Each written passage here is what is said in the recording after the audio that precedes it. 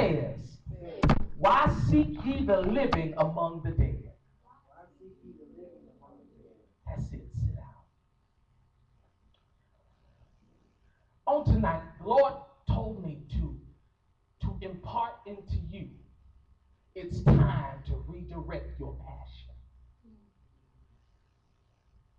It's time to redirect your passion. Many of us on our journey with Jesus, on our expedition with the eternal, we have a tendency to have passions connected to us.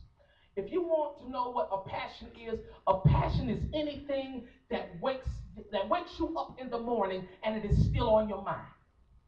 You go through the day and this one thing keeps gnawing and it keeps nagging at you and it is still on your mind. It pushes you. There are certain things in your life that push you to a certain place. You do certain things out of a passion. Amen.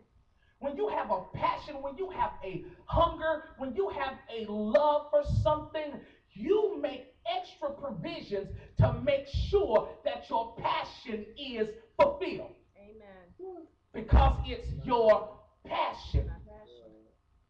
We as people, we as human beings, we have what's called idiosyncrasies.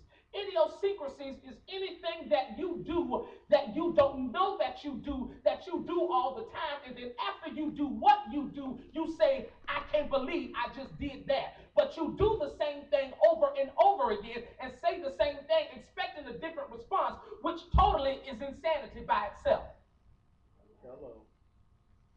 There's a saying that says, whenever you do something over and over again, you do the same thing and expect a different outcome, the definition to that is insanity. What I'm saying to you on tonight is that as we move into the next dimension of the presence of God, what has to happen is that we have to reprioritize. We have to reposition our passion. What do you think about on an everyday basis? Most of us, we think about what we have to do. We think about where we're going, what we need for our bills, what we need for our livelihood. But how many times do you wake up in the morning and say, God, I just want to give you glory right here in the beginning before I do anything?